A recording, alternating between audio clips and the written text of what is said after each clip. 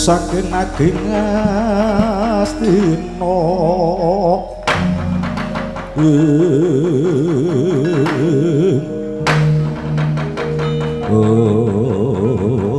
lak dalak iki kepeksa kula nemke niki Man lah iya pripun iki bengi-bengi kan ngumpul niki lho kowe wis saguh dadi prajurit es akeh para kadang sata Kurawa ing dadi korban jroning perang Baratadaya binangun Tegal Kursetra nganti banjir getih lha nggih kula nggih ngeltos niki banjir getih salah bau patok balung klikil untune dadi klikil sampean arep ganti untu napa Man mumpung klikil niki dola kanggo niki sedo maju pun dola duwe untu dur pripun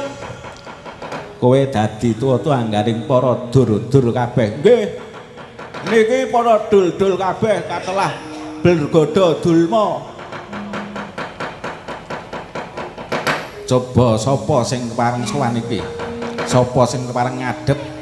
wah wanci bengi ngoten iki nggih ora cetha napa sampean ora kenal ora apal kalau punak-punakane pripun sampean ya ngaku dhewe-dhewe kowe sapa ngger kula pun Dur Sahasa iki Dur Sahasa sih buka catatan kula pun Dur Sahasa kula pun Dur Muka kula pun Dur Saha kula pun Durma Warcana kula pun Dur Gempoan kula pun Dur Karana kula pun Dur Marsana kula pun Dur Mega niki wis genep 10 Dur sampun genep sedasa nek ora genep 10 mengko ditikokke panitia sampean ula sida tanda tangan ingat waktu Anda cuma sebentar ora apa-apa waktu ning sithik sing baku dina iki kowe kudu bela pati sedulur-sedulurmu iki Angger Prabu Basukarna wis tumandang karya nandingi kridane si Gatotkaca akeh para Kurawa kang dadi korban merga tandang tanduke si Gatotkaca Gatotkaca tinampan raca bala ora digawe rasa nganti ana ing alun-alun akeh Gatotkaca iki mau musana padha bubar mawut barisaning Sata Kurawa akeh wong dadya pati pelsanipun kae delok ana ing Wirgantara Yai Angger Basukarna wis ngetokake pusaka agung Yai Kunta Durwasa mongko jagat wengseni yen to nganti Kunta Durwasa kuwi ucul saka regane Angger Basukarna bakal nggawa korban sadurunge Gatotkaca tumeka ana ing bumi gawe wisaning bumi kowe kabeh para kadang dur aja ngasih adoh saka titiane Angger Basukarna nggawa gaman lembing apa wae kinarya kanggo gempur wandane Gatotkaca mbok menawa kumleyang ana ing dene Gatotkaca ayo budal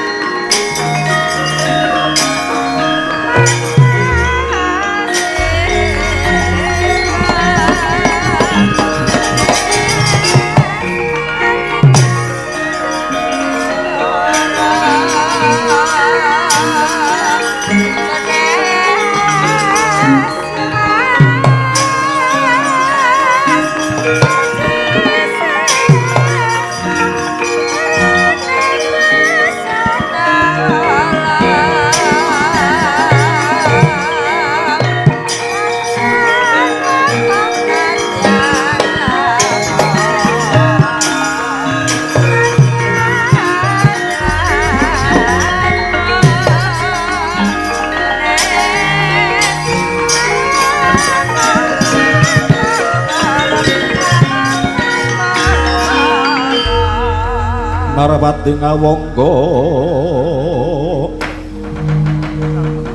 Basukarna iku arane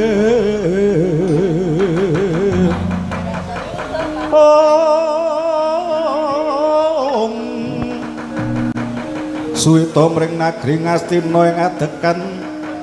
Senopati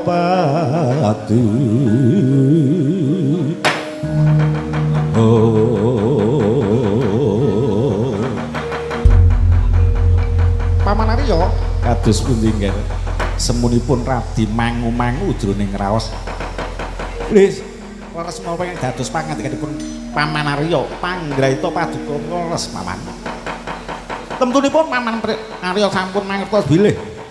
lumepasing pusaka ing ngawangga Kyai Badal Tulak inggih Kunto Drwasa namung sepisan ucul saking kendhenging Malastra ingkang mangka jroning batos kula ngetulaken pusaka ngawangga menika menawi tetandhingan kali kadang kula inggih menika Dimas Permadi ning ngatanipun Gatotkaca saking Raja Bala mboten saged mundur sana kula kepeksa nglepasaken kawontenanipun Kyai Badal Tulak inggih pun Kunto Drwasa inggih temtunipun badhe amawa kurban lepasing Kunto Drwasa kula pitados bilih lampahing Kunto Drwasa anlasak mega malang menika senadyan mboten ner kula pitados badhe pikantuk wewangan ing Jawata anggawa kurban Gatotkaca tumaring pati angger lho menapa menika paman punapa ta mira ingsun prihatin waspa gumijil tuhu dahat tanpa karya